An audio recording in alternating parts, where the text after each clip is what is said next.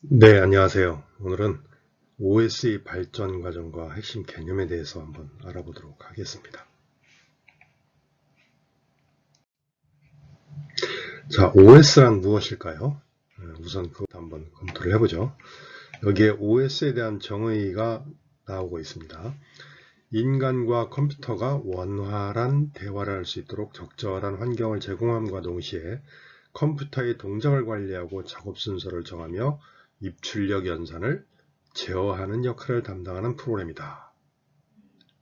무슨 말인지 잘 이해가 안 되시죠? 자, 이 그림을 한번 보시죠.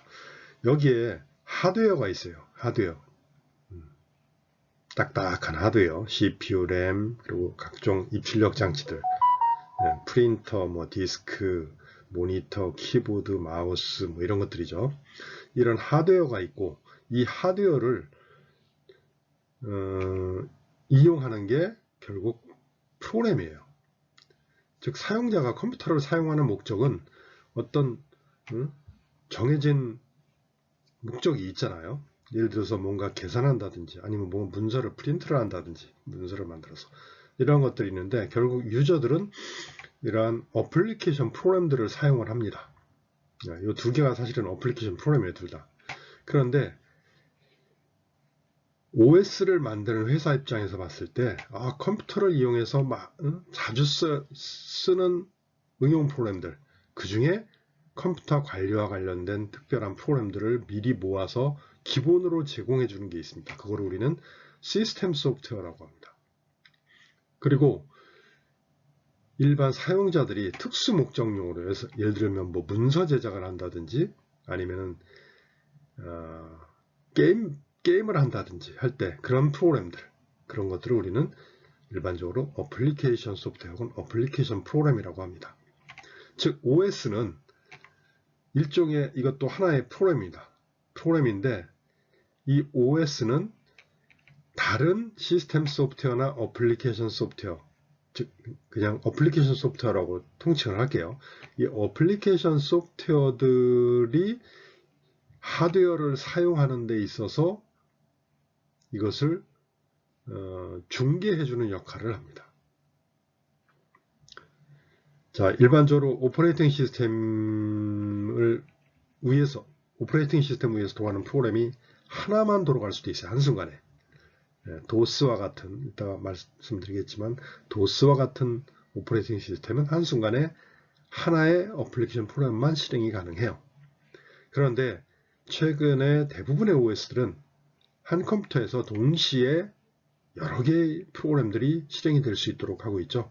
그러다 보니까 오퍼레이팅 시스템은 여러 개의 프로그램들이 동시에 실행될 수 있도록 관리를 해줘야 돼요. 그러다 보니까 어떤 문제가 발생해요?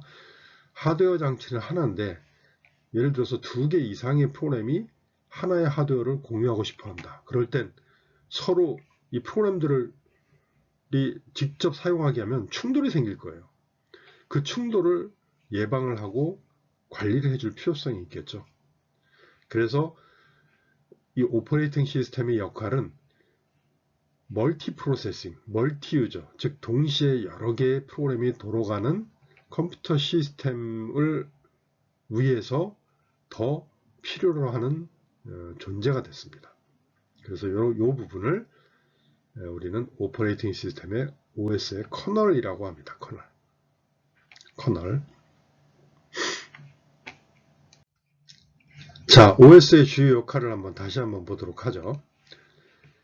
자, OS는 컴퓨터가 프로그램을 전원을 딱 켰을 때 맨 처음에 실행되는 프로그램입니다. 내가 윈도우를 부팅을 시켰다 그러면 그 윈도우 시스템이 완전히 부팅돼서 내가 프로그램을 사용하기 전에 맨 처음에 실행되는 프로그램.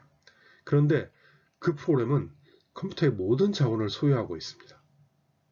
그래서 다른 프로그램이 입출력 장치 사용을 의뢰하면 이를 대신하고 결과를 전달해주는 역할을 하는 겁니다.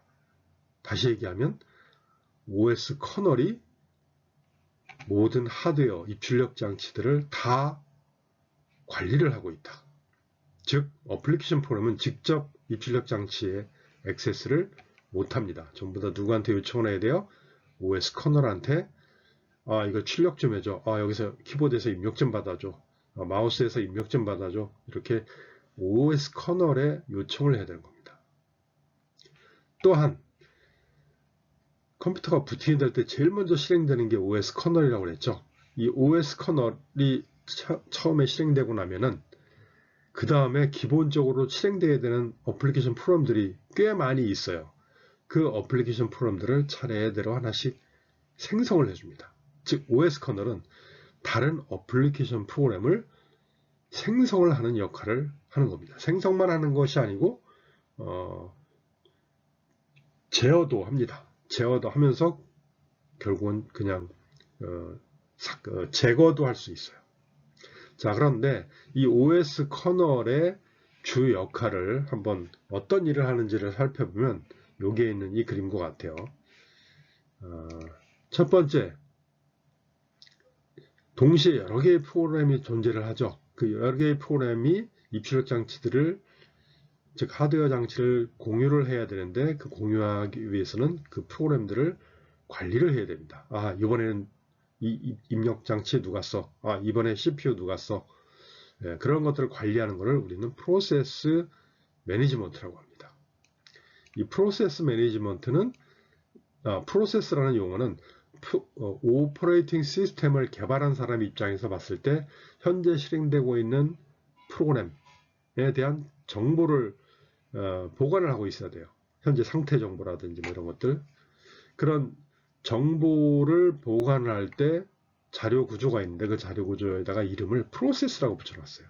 그래서 현재 OS 커널에 의해서 관리되고 있는 실행 중인 프로그램에 대한 정보, 그래서 실행 중인 프로그램을 OS 입장에서는 프로세스라는 용어를 씁니다. 그래서 프로세스를 관리해야 되는 것이고, 또 하나는 디스크와 같은 저장 장치 있죠. 그 저장 장치에다가 데이터를 넣고 뺄 때 파일의 개념을 사용을 합니다. 이 파일을 관리를 해줘야 됩니다.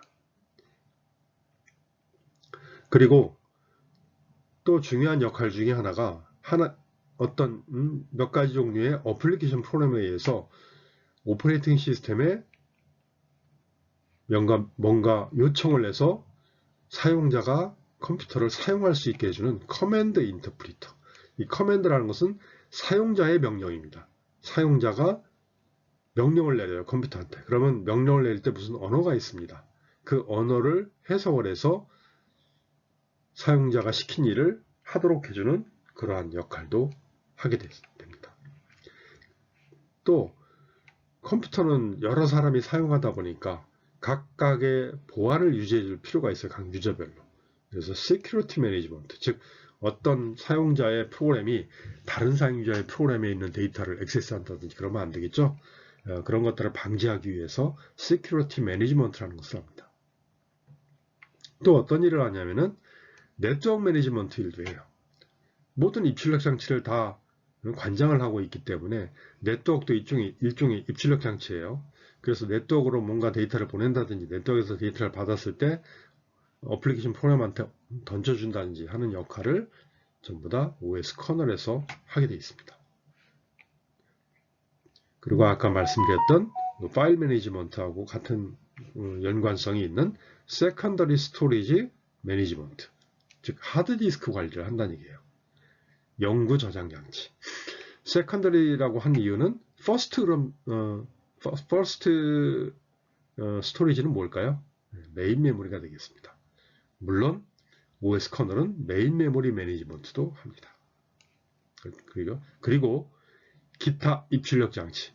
사실 세컨더리 스토리지나 네트워크도 입출력 장치 중에 하나예요. 근데 그게 워낙 관리해야 되는 내용들이 많다 보니까 따로 이렇게 떼어낸 겁니다. 그리고 기타, 키보드, 마우스 뭐 간단한 이런 것들에 대한 IO 디바이스 매니지먼트, 이런 역할을 하는 것이 OS의 커널의 역할이라고 보시면 되겠습니다. 자, 이런 OS는 몇 가지의 종류로 구분을 해볼 수가 있어요. 어떻게 구분이 되느냐면은 컴퓨터가 어떤 용도로, 어떤 형태로 동작되기를 원하냐에 따라서 그런 요구 사항에 맞춘 적절한 오퍼레이팅 시스템이 필요하겠구나라는 생각을 하면 됩니다. 그래서 여기서는 맨 처음에 나온 컴퓨터들은 배치 오퍼레이팅 시스템입니다. 사람이 컴퓨터 앞에 앉아서 여러 유저가 동시에 앉아가지고 일일이 자기가 원하는 명령을 실행시킬 수 있는 게 아니고요. 한 사람의 시스템 관리자가 여러 사용자들의 처리해야 될 일들을 쭉 받아 놓습니다. 받아서 일렬로 쭉 세워놓고 차례대로 쭉 집어넣으면서 처리를 하는 프로그램, 처리를 하는 시스템. 이런 시스템을 위한 오퍼레이팅 시스템을 배치 오퍼레이팅 시스템이라고 합니다. 근데 이게 불편하잖아요. 그래서 어떻게 합니까? 여러 사람이 터미널이라는 것을 잡고서 한 컴퓨터에 터미널이 여러 개가 달려 있어요. 그 터미널에 각각 엔드 유저들이 붙어가지고 각자 자기가 원하는 일을 컴퓨터에 시킵니다. 그럴 이때부터 이런 컴퓨터를 위해서는 뭐가 필요하죠? 아까 오퍼레이팅 시스템 커널 설명할 때 멀티 유저 혹은 멀티 프로세싱 시스템이 되는 겁니다. 이 타임 쉐어링 오퍼레이팅 시스템. 그래서 컴퓨터는 하나인데 하나를 여러 유저들이 시간을 쪼개서 나눠서 사용하는 겁니다. 그래서 3명이 컴퓨터를 쓰고 있다 그러면 1초를 0.33초씩 나눠가지고 계속 뺑글뺑글 돌려주는 겁니다. 그러면 나는 1초에 한 번씩은 꼭 컴퓨터를 쓸 수 있는 상황이 되죠. 즉, 나 혼자 쓰는 거랑 큰 차이가 없게 느껴지도록 하는 겁니다. 이게 바로 타임 쉐어링입니다. 즉, 여러 사용자가 여러 어플리케이션 프로그램을 동시에 돌릴 때 각 어플리케이션 프로그램한테 컴퓨터를 사용할 수 있는 시간을 할당해 주는 겁니다. 시간을 쪼개서. 그리고 시간이 경과된 경우는 컴퓨터를 뺏어서 다른 프로그램한테 전달해 주는 그런 개념입니다. 이게 이제 지금까지의 일반적인 오퍼레이팅 시스템의 개념이 이 타임 쉐어링 오퍼레이팅 시스템 개념이 나오면서 정립이 되게 된 겁니다. 자, 이렇게 해서 한동안 이제 오퍼레이팅 시스템에 대한 개념적인 개념은 끝났었어요. 근데 그 후에 나온 개념이 뭐냐? 이거 컴퓨터 한 대가 성능이 부족하잖아요. 그래서 컴퓨터를 여러 대를 이용해서 하나의 잡을 분산 처리하는 이런 거 있으면 좋겠다 해서 만들어진 게 디스트리뷰티드 오퍼레이팅 시스템입니다. 근데 이런 디스트리뷰티드 오퍼레이팅 시스템을 개발하는 팀들도 많았고 대학 교수님들도 연구하는 분들이 많았었어요. 근데 너무 복잡하고 이게 문제점 해결할 게 너무 많은 거예요. 그래서 결국은 이 디스트리뷰티드 오퍼레이팅 시스템은 시장에 나오지도 못하고 죽었습니다. 자, 그 다음에 나온 게 또 한참 후에 나온 게 네트워크 오퍼레이팅 시스템입니다. 네트워크 오퍼레이팅 시스템은 그렇게 뭐 한 가지 잡을 여러 군데다가 빨리빨리 처리해야 될 필요는 없고 그냥 워낙 처리하는 양이 많아서 네트워크에 산재되어 있는 여러 컴퓨터들한테 일을 던져주고 천천히 프로세싱해서 줘 하는 약간 루즈한 네트워크 오퍼레이팅 시스템이 나왔습니다. 이것도 역시 여러 가지 문제들이 많아서 사장됐어요. 현재는 안 쓰는 오퍼레이팅 시스템입니다. 그리고 리얼타임 오퍼레이팅 시스템이라는 게 있어요. 이거는 뭐냐면은 예를 들어서 화성 가는 로켓 발사를 하면은 그 로켓에서 각종 연료 제어, 방향 제어 뭐 이런 것들을 하는 온도 제어 이런 것들을 하는 그 기기들이 있는데 이 기기들을 제어하는 게 전부 다 컴퓨터가 하는 겁니다. 이 컴퓨터는 1초에 예를 들어서 연료양 조절하는 밸브 있죠. 1초에도 수십 번, 수백 번을 봐야 됩니다. 만약에 잠시 1초에 10번씩 봐야 되는데 한 번을 빼먹었어요. 1초에 9번밖에 못 봤어. 그러면 0.1초 동안 연료 분사를 좀 줄였어야 되는데 못 줄였어요. 그럼 어떻게 돼요? 궤도를 이탈하는 수가 있어요. 그래서 정해진 시간 내에 반드시 한 번씩은 처리해 주도록 보장을 해주는 오퍼레이팅 시스템의 개발이 필요했습니다. 그래서 나온 게 리얼타임 오퍼레이팅 시스템입니다. 이거는 지금 현재 아직도 생존하고 있어요. 특히 인베디드 시스템, 이런 군사용 장비, 이런데 아직도 사용이 되고 있습니다. 자, OS에 대한 기본 개념을 공부를 해봤고, 이제 본연의 우리 본 과정의 목표로 들어와서 OS의 발전 과정을 한번 보도록 하겠습니다. 최초의 OS라고 할 수 있는 것, 물론 그전에도 많이 연구는 됐었는데 실제 컴퓨터에 적용된 최초의 OS를 1950년 GM 연구소에서 개발한 IBM 701이라는 컴퓨터가 있었어요. 이 그림에 있는 이 IBM 701에 적용된 프로그램. 결국은 이 프로그램은요, IOCS, Input Output Control 시스템이었어요. 이게 최초의 OS라고 볼 수 있습니다. 이때 당시에 이 프로그램을 OS라고 부르지는 않았었어요.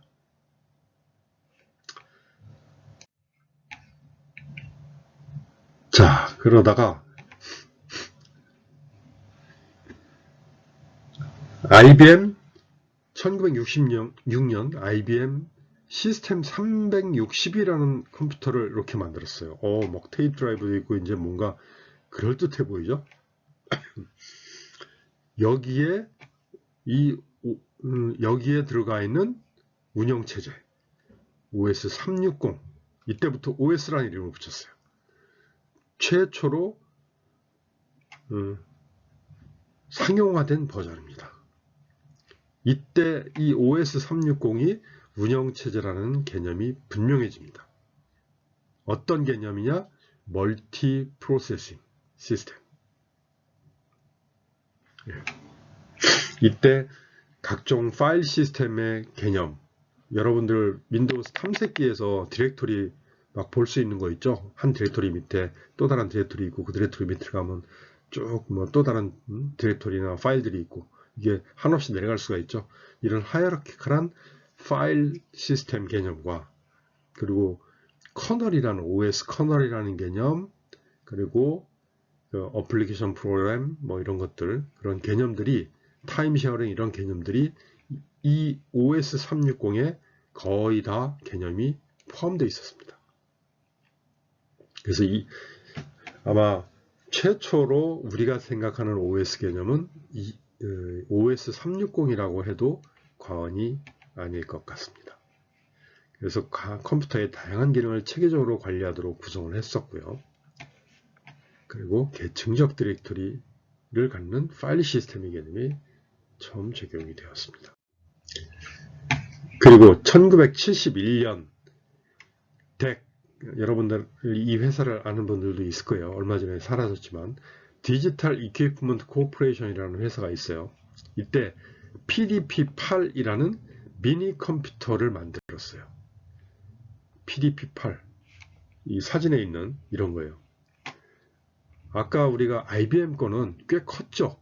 한 사무실을 꽉 채웠는데 이제는 캐비넷 한 두세 개 정도, 4개 정도 작아졌어요. 굉장히 작아졌어요.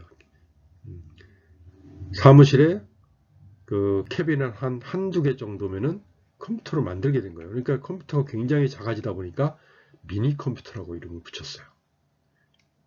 즉, 덱에서는 야, 우리가 만든 PDP-8은 IBM 니들이 만드는 것보다 훨씬 작아. 그래서 우리는 미니야, 미니. 성능은 똑같아. 더 좋아, 오히려. 이런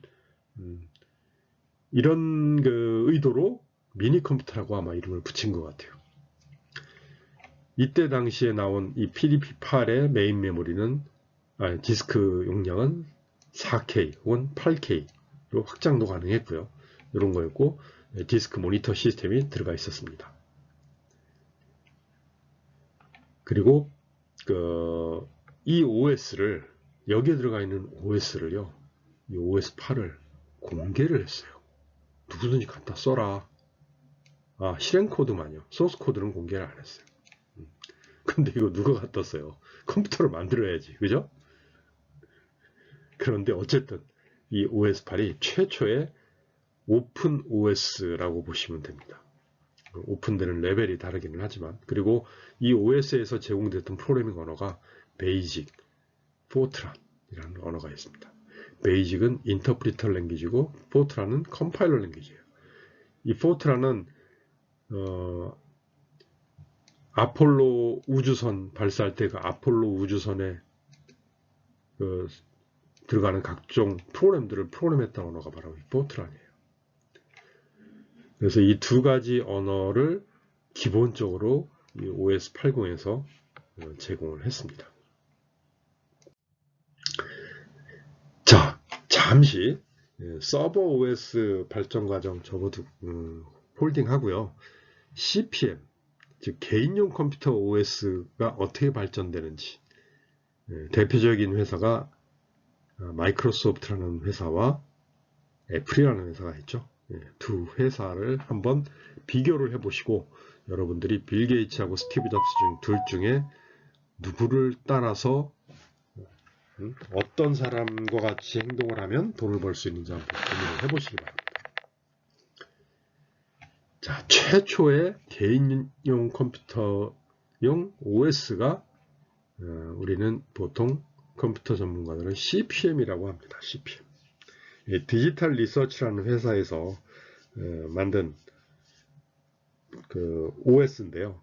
물론 OS 360이나 OS 8에서 기본적인 OS 개념들은 확립이 이미 끝났어요. 그 끝난 개념을 아까 보셨던 덱에서 미니 컴퓨터라고 했잖아요. 이제 점점점 더 작아지는 거예요. 컴퓨터가. 야, 이거 이제 개인이 쓸 수 있겠다 라는 생각을 하고 디지털 리서치사에서 개인용 컴퓨터 개념을 정립을 해서 그 개인용 컴퓨터를 위해서 내가 운영체제를 만들어 봐야지 하고 만든 게 CPM입니다.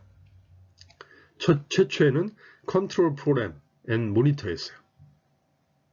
제어 프로그램 그리고 모니터링을 하고 제어를 하고 모니터링하는 프로그램이라고 했는데 그거를 나중에는 컨트롤 프로그램 for 마이크로 컴퓨터 대기 미니 컴퓨터라고 했잖아요. 마이크로 컴퓨터. 아직까지 퍼스널 컴퓨터라는 얘기는 아직 못했어요. 그래서 마이크로 컴퓨터라는 이름을 썼고요. 그리고 역시 이 화면에서와 같이 텍스트 기반의 OS예요. 가로, 세로, 80 컬럼, 24줄 혹은 25줄. 그래서 이런 텍스트 기반의 모니터를 이용해서 컴퓨터를 사용할 수 있게 해주는 OS. 이때 동시에 여러 개의 어플리케이션 프로그램을 실행할 수는 없었어요. 딱 하나만, 한순간에 한 프로그램만 실행하는 겁니다. 그리고 여기 보시면은 이런 거 있죠. 이런 게 뭐냐면은 여기 아니고 여기 검은 거, 이 부분에 디스켓, 여기 책상에 있는 거 있죠. 가운데 구멍 뻥 뚫리는 까만 포장으로 되는 거. 이걸 여기다 꽂으면 여기에 프로그램들이 저장되어 있는 거예요.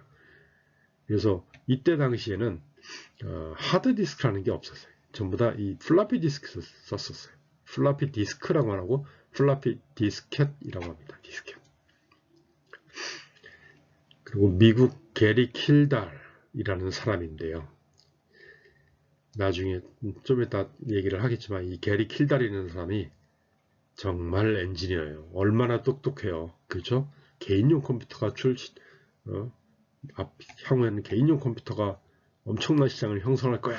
그리고 내가 그 개인용 컴퓨터용 OS를 만들 거야 하고 디지털 리서치를 설립하고 이 CPM이라는 걸 만들었어요. 와, 끝내줬죠. 엄청난 엔지니어죠. 머리 엄청 똘똘한 사람이에요.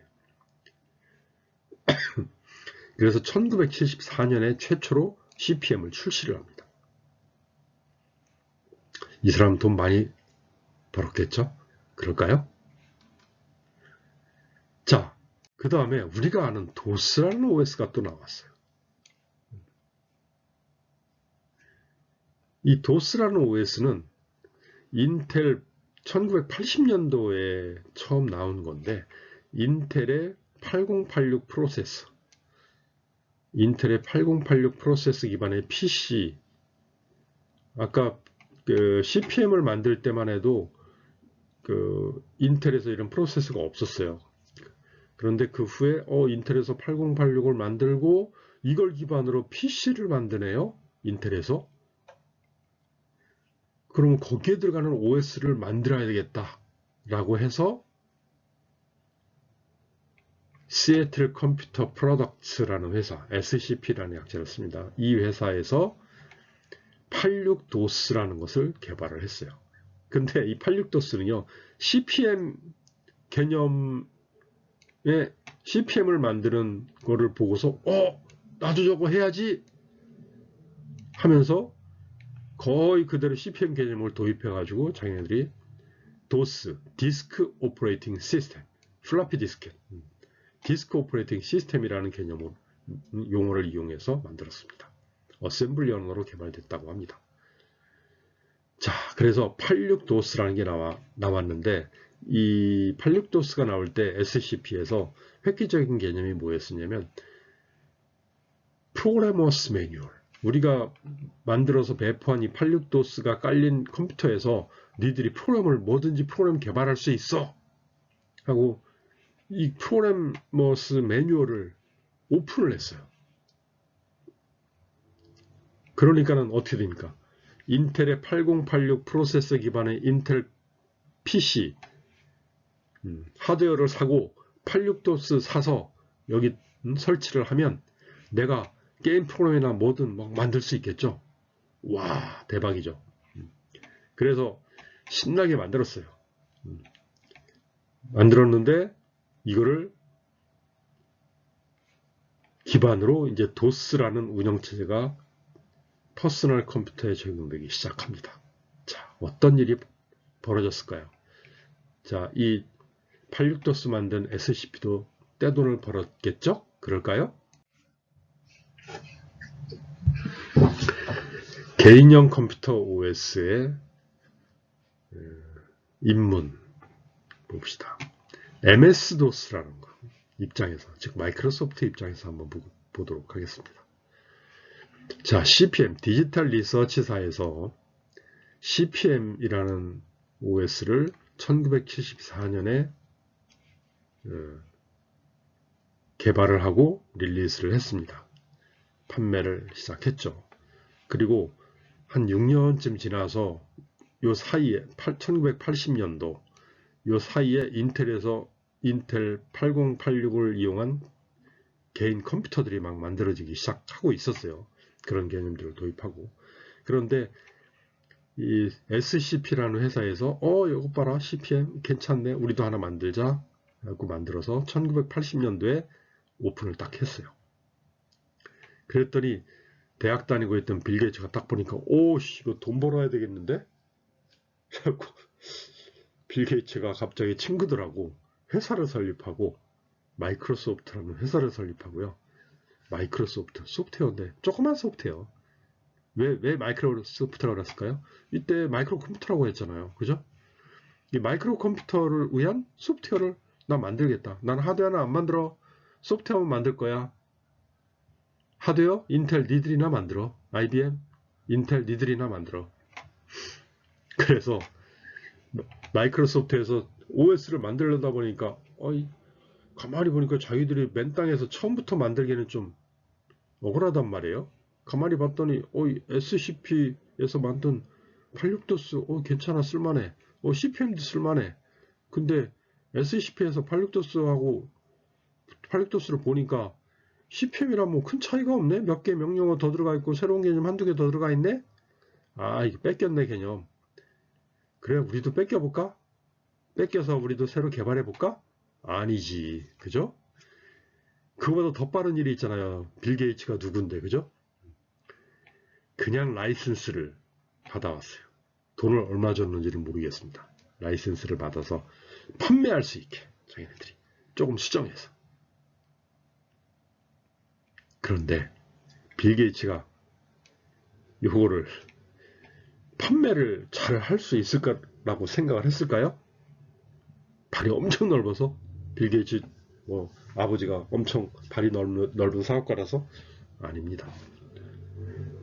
빌 게이츠가 본 게 뭐냐면은 여기 초록색이 IBM이에요. IBM에서 1981년 8월에 IBM PC 51550이라는 것을 최초로 발표합니다.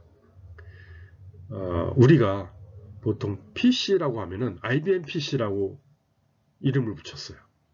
여러분들은 그런 개념이 없을 텐데, 우리 세대에서는 이 PC 하면은 그냥 IBM PC였어요. 왜? 이게 최초의 퍼퓰러한, 엄청나게 많이 팔린 퍼스널 컴퓨터였어요. 이 IBM PC가 1981년도에 출시가 됐는데, 출시되기 한 2년 전쯤에 막 이런 거 기획이 되고 있는 걸 그 개발 계획이 잡혀가지고 개발을 했을 거 아니에요. 그죠? 그런데 빌 게이츠가 그거를 안 거죠. 그리고 사전에 여기 IBM 직원들하고 얘기를 해보니까 자기네들은 하드웨어를 개발하는데 집중이 돼 있다는 거야. 소프트웨어는 PCM, 이 CPM을 쓸 것 같아요. IBM에서는 이 86도스를 잘 모르고 있었어요. 그리고 CPM에서도 자기네들이 여기에 IBM에서 향후에 개발할 PC에다가 이 OS를 납품할 거로 생각을 하고 있었어요. 근데 빌 게이츠는 요것도 기회다. CPM하고 이미 연결은 되어 있지만 나도 여기 한번 껴보자. 그런데 이때 당시에요. CPM은 IBM 이 PC 51550에 OS를 제공하면서 돈을 좀 많이 받고 싶었어요. 그런데 IBM이 25만 불이면 약 현재 돈으로는 3억이 조금 안 되는 돈이에요. 3억 원을 일단 내가 줄게. 그러니까 이 CPM을 여기에 탑재해서 판매할 수 있게 해줘. 3억 원. 이때 당시 3억 원이니까 1980년도니까 꽤 큰 돈이죠. 그죠? 물론 이걸 다 사오는 개념이 아니었었어요. 이때도. 사오는 개념이 아니고 요거 5150 버전에 대한 것만 5150 것만 25만 불 그리고 니네 러닝 로얄티 얼마씩 줄게 한 대당 얼마씩 줄게 이렇게 제안을 했는데 25만 불 너무 작아 이거 그래갖고 이 CPM이 이거를 거절을 했어요. IBM 제안을. 그때 빌 게이츠가 IBM에 있는 첩자를 통해서 그 얘기를 듣고 바로 달려갔습니다. 뭐라고 그랬어요? 빌 게이츠가 우리는요 25만 불 안 줘도 돼요. 대신 여기에 IBM PC 한 대 팔릴 때 우리 거 40불씩만 주세요. 이것도 엄청 큰 거였어요. 그죠? 디지털 리서치하고 CPM, IBM 이거 협약을 할 때 한 대당 로얄티 아마 40불씩은 아니었을 거예요. 이 15불, 한 40불 언더였을 거예요. 그런데 빌 게이츠라는 놈이 와가지고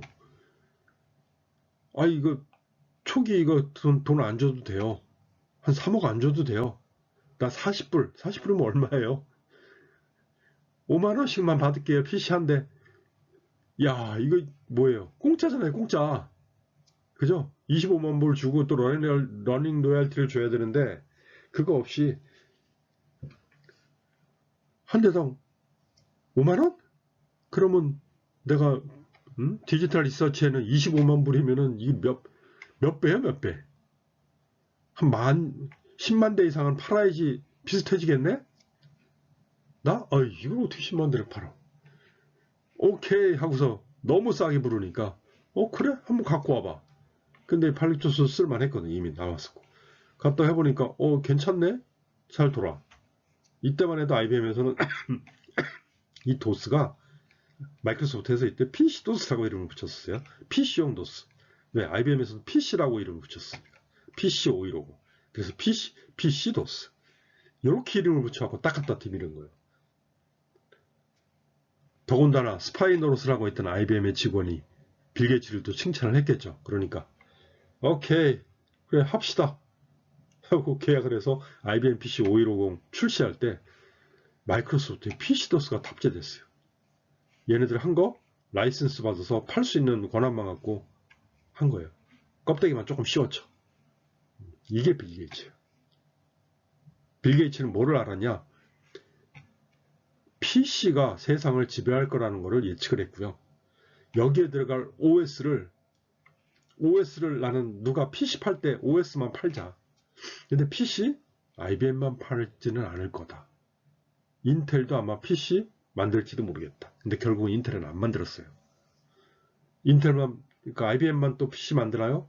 여러 회사들이 또 만들 거다라고 판단하고 나는 여기 최초에 만들어지는 PC, IBM PC에 OS를 납품하면 다른 후발 PC 제조사들도 나한테 오겠지 하고 엄청나게 싸게 여기다 납품을 해버린 거예요. 하지만 빌 게이츠 입장에서는 공짜로 가져가다가 조금만 껍데기 바꿔서 딱 납품을 하는데 PC 한 대 팔 때 5만원씩 나한테 들어와. 이때 당시 월급이 아마 80년대니까 한 40, 미국 엔지니어들 월급이 한 60만원, 100만원이 채 안 될 거예요. 60만원 정도? 50만원? 그 정도 될 거예요. 자, 그러면 50만원 정도 되는 월급을 줘야 되는 직원들 10명이 있었다 그러면 500만원이잖아요. 이거 40만원이라고 월급 치면 그러면 400만원인데 40불이면 4,000불이니까 100대. PC 100대 팔아야지 월급 줄 수 있는 상황이었어요. 그런데 대박이 났죠. 그래 한번 승부를 걸어보자. 빌 게이츠는 이 PC가 성공할 거라고 생각을 한 거예요. 이게 엄청나게 팔렸어요. 갑자기 마이크로소프트는 엄청나게 돈을 벌게 됐죠. 그러니까 몇 년, 2년인가 1년인가 후에 이 86도스가 여기서 갖고 오는 거잖아요. 이제 얘네들이 라이선스 계약 종료해버리면 큰일 나잖아. 그러니까 어떻게 해요? IBM PC가 조금 팔릴 것 같으니까 잽싸게 얘네들이 덤비기 전에 얘네들한테 가서 SCP한테 가서 야 86도스 나한테 넘겨라 해가지고 이걸 아예 다 사와버렸어요. 통째로 86도스를 인수를 해버렸어요. 이제 마이크로소프트께 돼버린 거예요. 86도스가. 그리고 돈 좀 들어왔죠? 근데 이거를 인수를 얼마 했어요? 5만원에 했어요. 사실은 IBM이 인수를 해서 했었어도 됐죠. 그죠?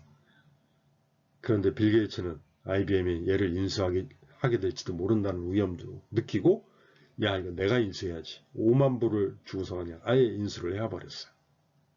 얘네들은 팔 데가 없었잖아요. 이미 이렇게 했었는데 자기께 들어가니까 그리고 로열티 조금씩 주네. 근데 얼마 안 주긴 했죠. 예, 초창기에 팔기 시작할 때 그냥 바로 5만 불을 주고 인수를 해버린 거예요. 그리고 인수하자마자 MS-DOS라고 이름을 바꿨습니다. 그래서 MS-DOS가 이 IBM PC에 탑재돼서 팔리기 시작한 거예요. 깜짝 놀랐죠. 와, 나 미쳤다, 미쳤어. 더 미친 사람은 누구예요? 게리 킬달이었어요. 왜? 아니 이미 IBM하고 자기네들 거 쓰기로 약속이 됐었어. 단지 줄다리기를 난 좀 하고 싶었던 거야. 25만 불 준다고 그러는데 나 한 30만 불 정도 부르고 싶었는데 그새 빌 게이츠가 딱 낚아챈 거죠. 이게 마이크로소프트의 역사의 시작입니다. 자, 그래서 디지털 리서치에서 가만히 있었을까요? 가만히 안 있죠. 여기에 들어가 있는 PC도스, 처음에는 PC도스예요. PC도스를 딱 봤더니 우리 거랑 개념이 똑같아. 특허도 있어. 소송을 했어요. IBM은 소송을 받았는데 PC 잘 팔고 있는데 소송 때문에 망하면 어떻게 해요? 그죠? 그래서 어떻게 했어요? 자기들이 봐도 좀 비슷하거든. 그러니까 야 니네들 어떻게 된 거야? 빌 게이츠한테 얘기했더니 그러지 마시고요. CPM도 여기 탑재돼서 팔 수 있게 해주시죠. 그래갖고 그 협상을 한번 해보시자 했더니 협상을 했더니 디지털 리서치에서 그럼 오케이 그렇게 해주시면 우리도 취하겠습니다. 그리고 돈 얼마 주고 PC도스도 IBM PC 5150에 탑재해서 쓸 수 있게 해줬어요. 그러면서 소송이 취하가 됐죠. 그런데 CPM은 240불 대당 240불을 받았고요. 마이크로소프트는 40불이었어요. 이거 게임이 돼요? 안 되죠. 아니 내가 볼 때는 이 게리 킬달이라는 이 사람이 바보예요, 바보. 마이크로소프트에서 40불에 한다고 했으면 자기들도 40불을 했어야지. 이렇게 하면 고객들이 당연히 이거 안 쓰고 마이크로소프트 거 쓰죠. 자기들 거 안 쓰고. 근데도 이렇게 했어요. 이게 재미있는 PC OS 역사입니다. IT 역사에서 가장 멍청한 사람. 그죠? 두 번째 멍청한 회사가 이 SCP. 그죠? 그리고 이 사기꾼 마이크로소프트. 자, 지금까지 마이크로소프트가 사기쳤나요? 아니요, 사기친 거 없어요. 법적으로는 아무 문제 없어요.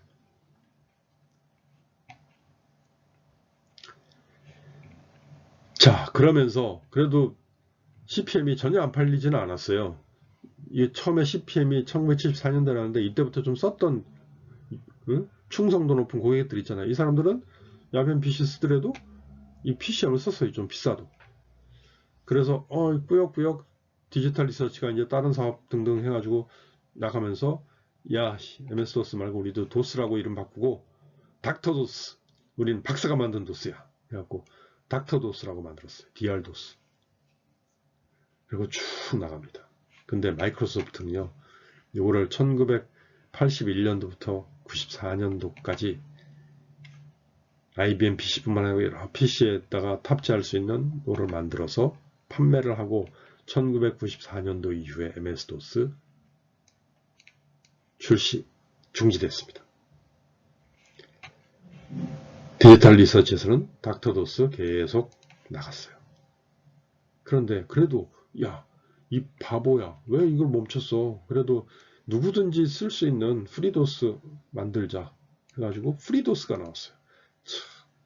아니 디지털 리서치는 이 유료로 닥터도스를 팔고 있는데 좋죠. 아무래도 릴라이블하고 잘 안 죽고 빠르고 MS-DOS 막 붐을 일으켰고 얘 이제 출시 안 한다 그러니까 오케이 이제부터 내 세상 했는데 웬걸 프리도스가 나왔어요.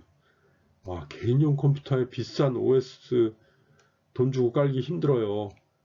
그러니까 뜻 있는 사람들 우리 프리도스 만듭시다. 공짜 도스 해갖고 모여가지고 사람들이 모여서 그 월급 안 받고 이걸 만들기 시작했어요. 그래서 이게 출시가 됐어요. 그러니까 몇몇 회사에서 니네들 월급 못 받지? 내가 기부할게 해갖고 몇몇 회사들이 기부하기 시작했어요. 이 프리도스가 결국은 오픈 소프트웨어 개발하는 진영의 생태계를 만드는 최초의 시도였던 거라고 보시면 됩니다. 이 프리도스는 지금까지도 쓰고 있어요. 그래서 OS가 안 깔린 노트북 판매할 때 이 프리도스나 FreeBSD를 탑재를 해서 제공을 합니다. 보통 프리도스가 탑재가 되어 있죠.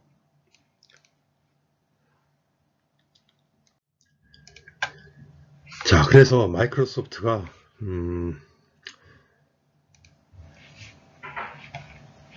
1981년도에 IBM에 납품하면서 MS-DOS를 납품하면서 OS 사업을 시작하면서 돈을 벌기 시작하니까 이제 야, 이거 말고 GUI 환경, 그래픽 터미널이 이제 막 나오기 시작했어요. 그러니까 GUI 환경, 그래픽 유저 인터페이스예요. GUI가 그 환경용 OS를 개발해보자. 그 도스 위에다가 껍데기를 씌우기 시작합니다. 그래서 윈도우스 1.0이라는 거를 만들어내고, 잘 안 보이시겠지만 1985년도에요.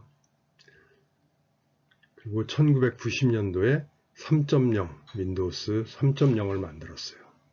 근데 출시는 했는데 잘 팔리지는 않았어요. 근데 제대로 팔리기 시작한 거는 1992년도에 3.1 윈도우스 3.1을 오픈을 했어요. 이게 이제 대박을 쳤죠. 여기에 있는 이런 형태로.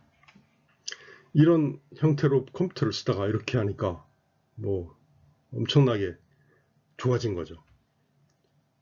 프로그램 실행하는 거 어려웠어요. 컴퓨터 전문가들이나 좀 썼어요. 일반인들은 못 썼어. 그리고 이때부터는 뭐가 가능했냐? 요 아이콘들이라는 개념이 나와서 아이콘을 클릭하면, 더블 클릭하면 실행이 돼요. 엄청 쉬워졌죠. 그래서 이때부터 마이크로소프트 윈도우스 3.1부터 엄청나게 팔리기 시작합니다. 그리고 1995년에 윈도우스 95가 나왔고요. 이게 이제 3.1, 마이크로소프트 3.1일 때는 오류가 좀 많았어요. 근데 윈도우스 95가 나면서 굉장히 안정화가 됐어요. 그래서 이때부터는 굿. 윈도우스 OS 굿. 윈도우스 95는요. 아직도 쓰고 있는 데가 있어요. BIT 쪽. 예를 들어서 바이오 연구하시는 실험실에 있는 기계들이죠. 그 기계들 윈도우스 95 컴퓨터 연결해가지고 제어하고 이러는 것들이 있는데 아직도 그런 기계들이 있어요. 그리고 윈도우스 98도 나왔고 윈도우스 2000도 나왔고 그리고 윈도우스 미라는 것도 나왔어요. 근데 여기까지는 이 도스 기반이었어요. 도스 기반의 도스는 이제 한순간에 한 프로그램만 실행했는데 이때부터는 여러 프로그램이 동시에 실행될 수 있게 수정이 좀 됐고요. 그리고 유저 인터페이스도 훨씬 좋아졌죠. 그런데 이게 전부 다 도스 커널 위에서 실행되는 쉘 형태였어요. 그런데 이와 동시에 뭐를 개발하고 있었냐? 윈도우스 NT라는 새로운 OS 커널을 개발을 하고 있었어요. 이거는 도스 기반으로 되는데 이거는 무슨 기반이냐? 유닉스 기반에. 처음부터 빌 게이츠가 생돈 들어가면서 처음부터 개발 안 했어요. 유닉스, 공개되어 있는 유닉스 가져다가 그 부분에서 필요한 것들만 뽑아서. 왜? 이거 도스 갖고선 조금 문제가 있다. 그래서 이제 윈도우스 NT라는 그 기반을 만들었고 이 윈도우스 NT 기반으로 윈도우스 XP가 나옵니다. 이것도 또 장수한 OS입니다. 윈도우스 XP가 나왔는데 이 윈도우스 XP가 나오고 나서 한 2001년에 나오고 나서 2006년에 윈도우스 비스타라는 게 나왔습니다. 이건 별로 많이 안 썼어요. XP가 워낙 좋아서 즉 윈도우스 95에서 바로 XP로 저도 그렇게 썼어요. 98은 잠깐 써보고 2000은 이거는 서버용으로 만들었던 거기 때문에 잘 안 썼어요. 그래서 윈도우스 95, 98 그 다음에 XP로 왔어. 98 안 쓰고 윈도우스 95에서 XP로 왔고 이 윈도우스 XP를 쓰다가 2009년에 윈도우스 7이 나오면서 윈도우스 7으로 갈아탔고 2015년에 윈도우스 10이 나왔죠. 그리고 윈도우스 11. 자, 근데 여기는 안 보이지만 요 발전되는 과정에 인텔하고 엄청난 미려가 납니다. 왜? 인텔 CPU에 오리엔티드 돼 있어요. 인텔에서도 우리 CPU를 쓰는 컴퓨터는 XP를 무조건 먼저 지원. 그래갖고 CPU를 새로 설계할 때도 윈도우스한테 우리 이런 새로운 피처가 들어갔으니까 이런 새로운 성능 기능이 들어갔으니까 니네들 OS에다 한번 넣어봐.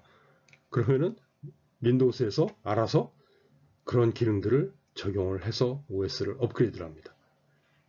엄청나게 밀착이 되어 있었어요. 그러면서 용량도 좀 키워. 성능도 좀 제대로 써. 그래갖고 인텔하고 마이크로소프트가 같이 성장하자라는 기조였어요. 그 중에 하나가 메인 메모리 팍팍 뜁니다. 메인 메모리 요거 되는 게 팍팍 뛰어요. 그러다 보니까 XP 쓸 때 충분히 잘 돌았는데 프로그램이 윈도우스 7을 깔으니까 안 돌아요. 메모리가 부족해서. 그래서 어떻게 해요? 메모리도 늘려야 됐죠. 그래갖고 윈도우스 XP 쓰다가 7으로 업그레이드 하면은 메모리 사가지고 더 껴서 늘리는. 그거는 이제 컴퓨터를 아는 사람들이고 컴퓨터 모르는 사람은 어떻게 해요? 성능 좋은 컴퓨터 새로 사는 거죠. 그죠? 그러면 인텔은 더 많이 파는 거고. 그런 개념이었어요. 그런데 지들만 큰 게 아니고 이때 누가 같이 컸냐? 메모리가 계속 늘어나니까 삼성도 컸습니다. 메인 메모리 때문에. 자,